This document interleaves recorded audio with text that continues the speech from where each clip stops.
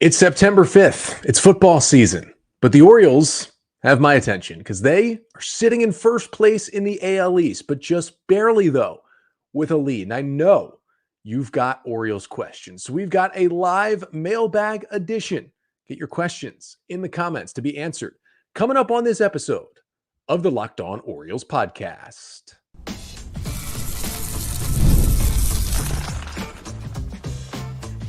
You are Locked On Orioles, your daily Baltimore Orioles podcast. Part of the Locked On Podcast Network, your team every day. Hey there, Orioles fans. For those of you tuning in live on the Locked On Orioles YouTube channel, it is Thursday, September 5th. But for those watching or listening afterwards, it is Friday, September 6th, 2024. And welcome back in to the Locked On Orioles podcast, part of the Locked On Podcast Network, your team every day. As always, I'm your host, Connor Newcomb, and coming up on today's episode, it is a live mailbag episode of the Locked On Orioles podcast, meaning I am here to answer your Orioles questions. Just put them in the chat here on YouTube. Make sure you are liking, commenting, and subscribing to the Locked On Orioles YouTube page, and also leaving a 5-star rating and a review wherever you listen to the podcast. Anything about the O's as we run through September here, the O's with a half-game lead over the Yankees, I will get to on this mailbag episode, which is brought to you by PrizePicks, the easiest and most exciting way to play daily fantasy sports.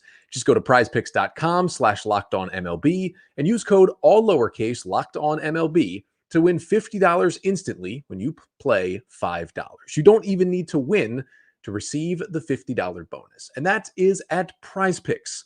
Run your game. So thank you all who have joined us live here, and we'll get many more, I hope, as this episode continues for about 30 minutes here on a Thursday evening with the Orioles off on Thursday after taking 2 out of 3 from the White Sox. They then get into a weekend series at home against the Tampa Bay Rays, but a nice day off. Yankees are off Thursday as well, so the Orioles lead will remain up a half game on New York in the AL East with 21 games remaining for the Orioles. Wanted to answer your Orioles questions. We'll get to some that were sent in previously and a lot that will be sent in right here. Again, put your comments in the comment section here on the Locked On Orioles YouTube page to get them answered on the show. So let's jump right in here. And we've got a question from Michael and a similar question from Alexander to get to. Michael asks, do you think the Orioles should give Adley Rutschman a little bit more of a breather behind home plate? And Alexander with a follow-up question. I agree with Michael's question about Adley. What's going on there, along with what can they do? Well, I did talk about this a little bit on Thursday's episode, so my last episode that was posted, so you can go and check that one out. But the gist of it was, I think Adley is just dealing with a couple of bumps and bruises more than usual. Catching is a super stressful position that is super hard on the body. That is why catchers don't age as well as pretty much anyone at any other position. And Adley is an elite hitter for a catcher. And at times he's been an elite hitter, full stop, not even mentioning the position. But when you look at what's been going on for Adley, it's been about 2 months of struggles at the plate after he had a really good first 2 months of the year. You look back early in the season, his numbers were better than they were in his first 2 big league years. He's kind of flipped in the other direction, especially here since the All-Star break. He's never been a, mega hard hit exit velocity monster, but his hard hit numbers are way down, despite the fact that he's still not chasing. He's still not swinging, missing a whole lot. Those numbers are your typical Adley.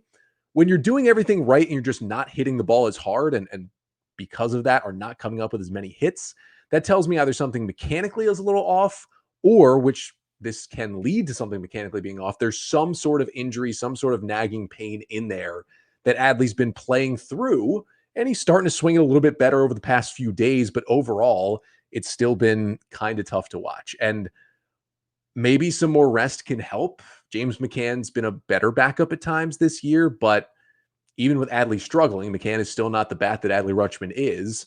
But maybe if you do get him in a little bit less, and I'm not even saying DHing. That's the other thing. When Adley gets a quote-unquote day off, a lot of the times he is DHing with McCann catching. Maybe a few more days where it's a full off day. Maybe he could know, hey, you might pinch hit at the end of this game, but you're not going to catch. You're going to be off.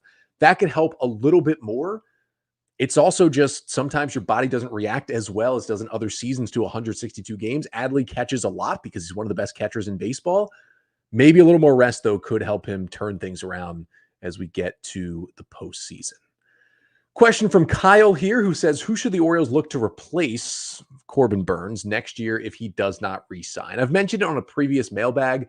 I gave the Orioles about a 5% chance of re-signing Corbin Burnes, and that's even higher than some other teams. That's due to the fact that he played with this team all year and is heading to free agency with the Orioles, and they get 5 extra days, including a whole extra season, to negotiate with Corbin Burnes. But if they're looking to replace him, more than likely it is going to be someone on the trade market. Now, with David Rubenstein as the owner, this will be the first offseason since Rubenstein has taken over, so we don't know how much he'll allow Mike Elias, and he will himself open up the checkbook in free agencies. Those should be more in play for free agent pitchers, but I do know that Elias, whether it's Rubenstein or Angelos, is not comfortable giving out mega multi-year deals to starting pitchers. I don't even think in the past they have offered anything more than a 2-year deal to a free agent starting pitcher at this point. And you can see that because the Orioles haven't signed any free agent since Elias has taken over to a multi-year deal at all at this point. So you look at some of the guys that'll be hitting the market, Max Scherzer, Justin Verlander. I'm not sure the Orioles are going to be playing in that realm. Even with the Blake Snell types, he has a player option, so he could opt out. He's a possibility, but again, I don't know if the Orioles are going to pay that kind of starting pitcher money. So maybe you're looking at more of the Nathan Eovaldi if his option does not vest and he becomes a free agent. That's someone I would be all over. If I'm the Orioles, maybe someone like Max Fried is in a little bit of a lower price category. And if you're looking at free agency, he is someone you could go after. But again, I think it's going to be more in the trade realm. And Garrett Crochet of the White Sox, who was not dealt at the deadline, he would be that number one target for me. There are others out there, but I would look at Crochet. And then if you're looking at free agents, maybe the best would be someone like Max Fried, but you'd more try to piece it together. Sean Manaea is a name. Luis Severino is a name. Yusei Kikuchi is certainly a name that I could see the Orioles being on because they're just going to be a little less expensive in terms of starting pitchers in free agency. Question from All-Star Sky here. How many more wins against New York do the Orioles need to have to take the season series? Well, the good news is that the Orioles have 1 series remaining with the Yankees. It is the second to last series of the year at Yankee Stadium. And the O's have gone 6-4 against the Yankees this year, which means they need to win only 1 game in that 3-game series to clinch the season series. And the reason why the season series is so important is because as of last year, there is no longer tiebreaker game 163s to decide ties in the Major League Baseball standings. It goes directly to the tiebreakers in the standings, and the first one is head-to-head record. So if the Orioles can just win 1 of those 3 games in the Bronx later this year, if they finish tied with the Yankees, they would win the division on the back of having that tiebreaker and having more wins against New York this year. Good question, though. Here is a question from Dimian here. If Heston Kjerstad is able to come back this season, do you think the Orioles send him to Norfolk or put him in the big leagues? Now, if he initially comes back, he'll most likely go on rehab in Aberdeen or Bowie. They're going to give him a little bit of time, no matter what, I would think, in AAA Norfolk to make sure he's okay. And maybe the rehab assignment, some of that time is kind of sort of spent in AAA Norfolk, where it's half rehab, half really playing in Norfolk, because he does have options. And so you can just send him to the Tides if you want to. I don't think it'll be Heston plays 2 games in Aberdeen, feels good, and immediately is on the big league roster. He's going to get some AAA time just to face some better pitching before he gets to the big leagues. But with the other injuries and how this team is built, Kjerstad is someone who, especially with the expanded rosters in September, makes this team better, even if he's just a bench bat, if he is healthy. So eventually it'll be back to Baltimore. But I do think there'll be a little bit of time in Norfolk if he does actually come back. Let's see. We got some questions here. Question from Matthew. Are we ready yet to admit that maybe, just maybe, our offensive approach needs to be adjusted in the offseason to something more repeatable, less volatile? Matthew, I've said it a million times and I'll say it again. The Orioles hit a lot of home runs. They hit for power, and statistically, that plays in the postseason. It's been over a handful of the last few years. Almost 90% of the teams that out-homer their opponents win their postseason games. And the teams that have won the World Series the past couple of years, You look at the Rangers, you look at the Astros, you look at the Braves the past couple seasons, have all been top 5 and sometimes top 3 in home run hitting in the majors. It is a success story for the postseason. And after the O's got to the playoffs and flamed out last year, you should be playing to win in the postseason. There is no formula. There is no set formula that teams know how to win in the postseason. The MLB postseason, after a 162-game regular season, is truly a crapshoot. But one thing that does seem to help statistically is hitting the long ball, because pitching gets better, arms are better, you're seeing better stuff in the playoffs. And to get a big inning, you are much more likely if you hit a 3-run homer than trying to string together 5 or 6 hits and walks in a row. It's just that one big swing might be your only chance to score runs in the playoffs. That is why home run heavy teams do better. And that's where the Orioles are at. And the other thing is, the O's have a plan. They're going to stick to it. They have an amazing hitting staff. They have some amazing talent. They are still overall a top 6, I believe, offense in Major League Baseball for all of the season, even with the ups and downs. And here's the thing. I understand that people get frustrated that the Orioles offense can score 9 runs, 13 runs, and then 1 run in the span of the 3 games against the White Sox. But wouldn't you rather that than a team that is just basically putting up 4 runs a night? Because then you know that at any given time, this team can just go into turbo mode and put up double digits. We've seen them do it many a times this year. Yeah, a steady offense like the Cleveland Guardians have been for a while, where they're just getting enough runs to win games. Sometimes that can work, but there was always a ceiling to a lot of those teams.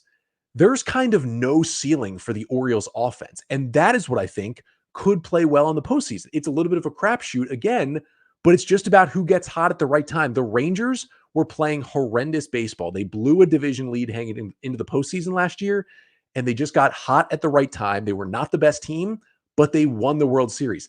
The Diamondbacks had 83 wins last year and just got hot at the right time and got to the World Series. A team that has the ceiling the Orioles have offensively, that can just score 10 runs any night, has a better chance of getting hot in the postseason and getting to the World Series. So I understand that it's frustrating, but this is what plays in Major League Baseball, and this is how this Orioles roster is built. And as soon as they get hot, it can carry them quickly. Now, if they go through a rough stretch like they did in the postseason last year, it looks rougher maybe than it does for other teams, but the upside is worth the potential downside. That's how I see it. That is how the Orioles see it as well. We got plenty more questions to get to. Continue to get your questions into the chat here on YouTube, and we will answer them on a live mailbag episode when I come right back from this break.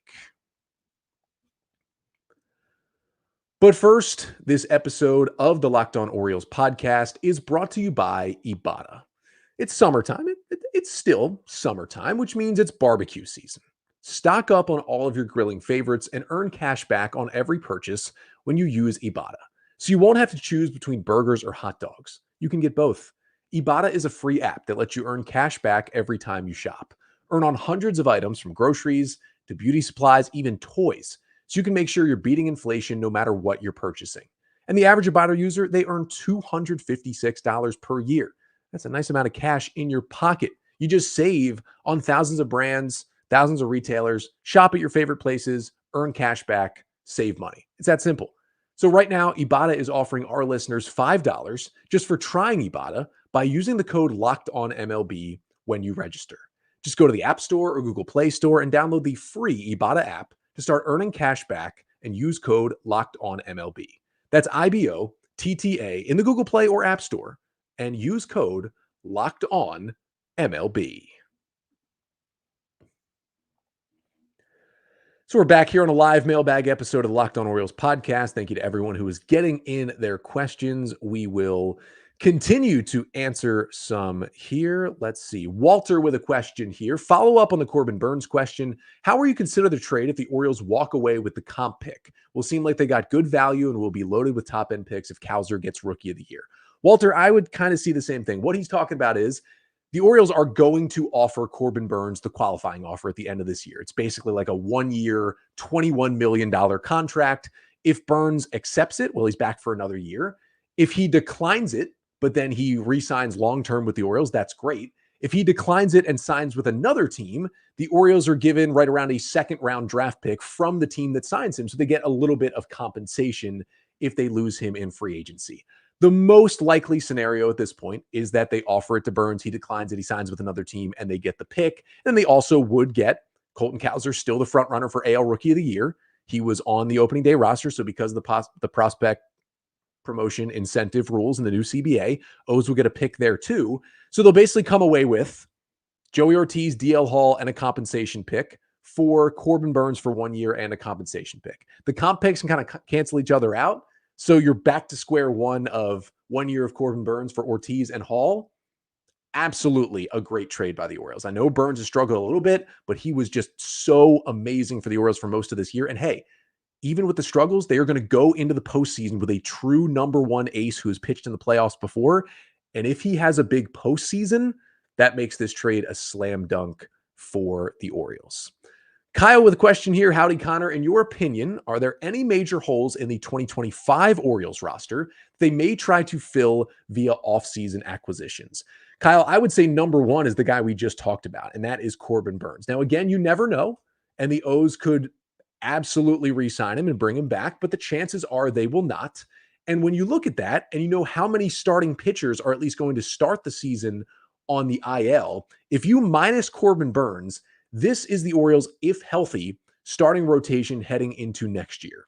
More than likely, it is Grayson Rodriguez, it is Zach Eflin, it is Albert Suarez, it is Dean Kramer, and either Trevor Rogers or Cade Povich. That's your top six right there of your rotation going into next year. That is certainly serviceable, but you need another dude in that rotation. It doesn't necessarily have to be a Corbin Burns level dude, but another starting pitcher, at least one, is going to be a major hole. Now, you hope that you can get Tyler Wells and Kyle Bradish back at some point in 2025, but you can't count on that because the elbow surgeries that they had, they need to certainly add another starting pitcher.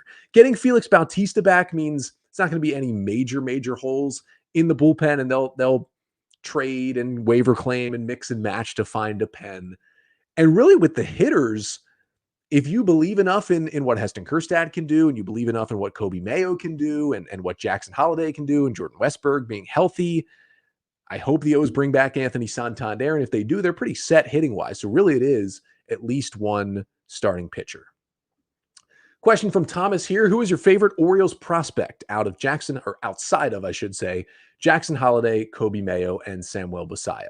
Well, in the past, it was Maxwell Costas, who was unfortunately released by the Orioles a few weeks ago. Had a personal connection with Maxwell as well. I've worked with him in the past, and Baltimore kid, was very fun to see him in the system. Beyond those guys, I love Chase McDermott. I know he's still a prospect. He has made one major league start, but I think the stuff is nasty. I think his floor is like a nasty 7th, 8th inning reliever, and his ceiling is 6 innings, 1 run, 10 Ks as a starter every time he goes out there. I really, really like Chase McDermott. He is super fun to watch pitch. I am all over seeing him, but he's a AAA guy who's made his big league debut. He's not very under the radar.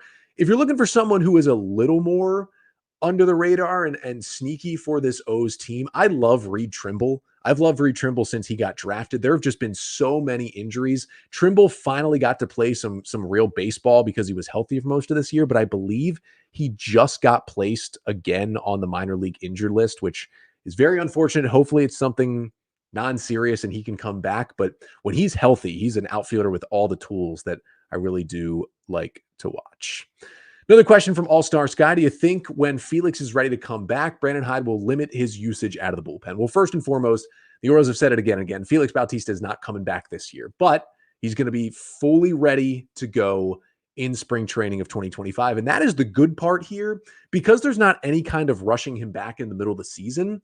He will most likely be a full go next year. Now they'll ease him along in spring training and make sure he's okay. And they'll be a little careful with him next April just to make sure he's fine back in big league games. But there shouldn't be too many kid gloves because he'll be at 100% for a good chunk of this offseason, which means he should be ready to go opening day next year, which I think will be a really, really good thing for the Orioles. Let's see. We've got some more questions here. Marcos with one. If Colton Cowser gets Rookie of the Year, do the O's get an extra pick in the draft? They absolutely do. As I mentioned before with the PPI pick, the same one they got for Gunnar Henderson winning Rookie of the Year, they would get if Colton Cowser, who is currently the betting favorite, would win Rookie of the Year. Another good question here from Walter. Do you think James McCann resigns, given that Samuel Basallo could use more AAA time in 2025? Or do you think he'd look to snag a starter role again, or otherwise be okay with a backup or a modest money type of deal with the Orioles? I will tell you, James McCann's been around for a while. He just reached that big time 10 years of service time that came this year with the Orioles. He knows his game. We know he's tough as nails. We saw him took a fastball to the nose and catch 9 innings after that. I think James McCann realizes that he's probably not a go-to number one catcher, at least on a good baseball team. If he's willing to go back to the White Sox or to play for, I'm trying to think of bad teams who don't really have catchers right now. I mean, even the White Sox have some guys like Corey Lee, who they think could be their number one catcher. But if he's willing to go to maybe a bad team with a bad catching situation, he could be a number one. But if he wants to be in anything close to a competitive team, at this point, James McCann knows he is a good backup, but he is a backup catcher in Major League Baseball. I would think he'd want to stay in Baltimore with how the O's have treated him and how it was a 180 from how he was treated by the Mets and their fans for a couple of years. I would think McCann would happily take a 1 year, $7-8 million deal to be the Orioles backup catcher again next year, because Samuel Basallo is just not going to be ready to be a full-time backup catcher, at least in the first half of next season. I think Basallo at best would maybe be a September call-up for the Orioles in 2025. He's more of the guy you're looking at for 2026, although shout out to Basallo. He did get called up to AAA a couple weeks ago, so he's only one step away from the majors. But I think McCann would be willing to come back. I think the Orioles would be willing to bring him back. I think it could be a good marriage for him to be Adley's backup for at least one more season. Billy Ball with a question here. What 2 bullpen arms do Coulomb and Webb replace when they come back? Remember, Jacob Webb threw one more rehab outing on Wednesday in AAA. The Orioles are kind of deciding at this point what they want to do with Webb, and he could come back this weekend. Coulomb was also throwing 2 live batters. He has not yet gone on a rehab assignment, so he's 1 or 2 steps behind Jacob Webb. He's maybe more of a week or 2 from now coming back for the O's. But Jacob Webb plus Danny Coulomb, I talked about it on an episode earlier this week. A Cole Irvin DFA and a Birch Smith option is probably what I think would be coming in that Oriole bullpen to make room for those 2. Keep those questions coming, though. We got some more time to answer some more when I come back from one more break on this live Locked On Orioles mailbag episode. But first, this episode of the Locked On Orioles podcast is also brought to you by PrizePicks, America's #1 daily fantasy sports app with over 5 million active members. How do you play PrizePicks? Well, after you download the app, all you do is pick more or less on 2 to 6 player stat projections and watch the winnings roll in. Now, we know it's football season starting tonight, the Ravens and the Chiefs. You go to PrizePicks, there are so many numbers you can just take more or less on. Lamar Jackson total yards, Derrick Henry rushing yards, Rashad Bateman receiving yards, any of those things. You can take more or less on the number that is set by PrizePicks, and if you get enough right, you win cash. It takes like a minute to put your picks in. It's super simple. So download the PrizePicks app today and use code LOCKEDONMLB. Get $50 instantly when you play $5. That's code LOCKEDONMLB on PrizePicks to get $50 instantly when you play $5. You don't even need to win to receive the $50 bonus. It's guaranteed. And that is at PrizePicks. Run your game.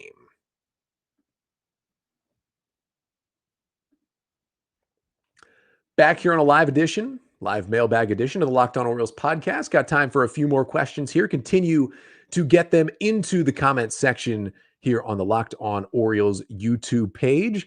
We will roll into our next question. This comes from Brian. We also actually got a question about this via email for the mailbag. I believe that one was from Alex. Where is Coby Mayo in terms of days in the big leagues, and can he still qualify as a rookie for next season? Short answer, Brian, is yes. The Major League rules is you either have to spend 45 days of the regular season on the active roster or 135 at-bats at the big league level to lose your rookie eligibility. Coby Mayo has only 23 at-bats, and he's not playing every day, so he is absolutely not going to reach 135. In terms of the days on the roster, If he is on the roster every day for the remainder of this season, the Orioles knew this when they sent him down and when they called him back up.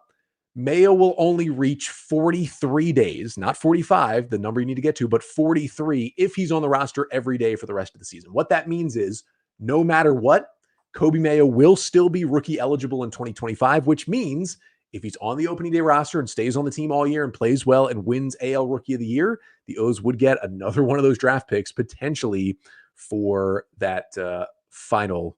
Well, maybe not final. They could do it again. They keep having good rookies, but for another incentive draft pick. Johnny with a question here. When are you going to do your final playoff roster prediction? Johnny, probably a week before, a couple days before the postseason starts. It depends on where the Orioles are. If they win the division and they get the bye and they get the 5 days off, it'll probably be right after the season ends. If we're near the end of the year and it looks like, okay, they're not going to win the division, they're going to be the wild card, they're going to play pretty immediately, that'll be more like in the last couple of days of the season. But there is so much to happen before I make that prediction, because we got to see if all 8 of those injured players are actually going to come back or not, and then how a lot of these middling bullpen arms are going to perform before I could even make a strong prediction. So it'll be much later in the regular season. Jonathan with a question here. Which Orioles players do you think will be traded during the offseason? That is a really good question. The number one guy on my list is actually Ryan Mountcastle. Had kind of a struggling year. He's currently on the injured list. He's not fitting as well with this roster. Ryan O'Hearn could take over first base. Coby Mayo could be your right-handed option who is in that area for the Orioles. I think that is certainly a possibility that Mountcastle could be dealt to get the Orioles some pitching. Other than that, Cedric Mullins is a possibility, but at this point, he doesn't have nearly as much value as he did before. I think he has more value in being the Orioles center fielder to begin next year than he would as a trade piece. And then on the pitching side, they're probably not going to trade much, I wouldn't think, just because you want to bring in as much pitching as you can if you're the Orioles right now and not trade it away. So for guys on the 40-man, I would say Ryan Mountcastle would be the most likely, with potentially Cedric Mullins behind him on that list. Walter with another question. How soon does Adam Jones get his 100% deserved place in the Orioles Hall of Fame? He's now back in the good graces of the Orioles because John Angelos is gone, so soon. I don't know what exactly their number of years that they wait as an organization before they induct someone, but he should be in next year's class. That's going to be an incredible celebration when he comes back for that. Josh with a question, just check it in, but what would be your expected timeline for Kyle Bradish next year? Well, the Tommy John surgery or a lot of these elbow surgeries are somewhere between 12 and 18 months. So 12 months from that surgery would put him into mid-June of next year. I would say best case scenario probably is Bradish returns after the All-Star break in 2025. There's also an outside chance he misses all of next year. You just don't know. So I'll say my prediction is August 1st, 2025. The O's get him for 2 months. Now, don't hold me to that. I'm not a doctor, haven't seen his elbow, but you got to give these things time to sort themselves out and make sure he is healthy. Next question again from Billy Ball. How would you line up the rotation in the postseason, assuming Grayson is good to go? If the Orioles are in the wild card series, as long as they can line it up the way they want, sometimes you play until the last day and then you end up in the wild card. So you're using your pitchers. You don't have enough time off to switch them around. If you can line them up perfectly, I'm going Burns, Eflin, and Rodriguez in my 3 games. If the Orioles go right to the ALDS, get the bye, win the division, you only need 3 starters because there are multiple off days during the ALDS for the American League this year. So I'd do the same thing. I'd go Burns, Eflin, Rodriguez, and then you can go back to Burns game 4 and Eflin game 5 if you need to. That is how I would line up that postseason rotation for the Orioles. Chris with a question. What changes will be made to Opusy? I do not know, but better sound system, maybe opening up the concourse a little bit so you can see more. Probably take out some of the left field seats and put in more of a party deck up there. Just some of my guesses and some of the things that they have talked about a little bit. Chris with another question. Do you like your new place and the recording room more than the last place? My new place has more space, which is nice. I went from more of the apartment style to more of the row home townhouse style. So that means more space, which is always great. The room I'm recording in is very similar size, but I have a little bit more behind me, which is nice. And I've got a window next to me so I can get some natural light. So yeah, I'll take the current recording than the old recording studio. Been in this place since about January. Let's see. We got time for a few more questions here. Fantastic questions from you all here. And Chris, another question. Chris is filing in with the questions. Sports Illustrated said Juan Soto might be a dark horse free agent signed by the Orioles. Thoughts? Not going to happen. Like, even with David Rubenstein, Soto's baseline is going to be $500 million. It's just, it's not going to happen. It truly is not going to happen. That would be awesome. But again, and imagine if they lost Anthony Santander and replaced it with Juan Soto. Wouldn't that be cool? But unfortunately, they're not going to $500 million, I don't think, for anybody. And if they are getting close to that number, it's for their own guys like Gunnar Henderson or Jackson Holliday to keep them in Baltimore. That'll do it for this live mailbag edition. Thank you all so much for getting in your questions. Again, it's Orioles and Rays this weekend after the O's had the off day on Thursday, as did the Yankees. They remain in first place, up by a half a game. 7:05 start on Friday. As of recording here on Thursday night, O's have still not named starters. It's going to be Shane Baz on Friday, Ryan Pepio Saturday, and Zach Littell on Sunday. So 3 right-handers out there for the Rays. Remember, the Sunday game is at 12 o'clock on the Roku channel as well. For the Orioles, they're still kind of waiting on Dean Kramer. If Kramer's okay, he will start Friday, more than likely, with Eflin on Saturday and then Burns on Sunday. If Kramer's not okay, you could go Eflin Friday. He would still be regular rest with Burns on Saturday and then Povich on Sunday. Or the other possibility is Brandon Young is on regular rest in AAA. He could come up to start the Friday game as well. It'll be interesting to see the health of Kramer and what happens with that Oriole rotation. But either way, I'll be back on Monday recapping the 3-game series between the O's and the Rays. Until then, I'm Connor Newcomb, and this has been the Locked On Orioles podcast, part of the Locked On Podcast Network. Your team every day.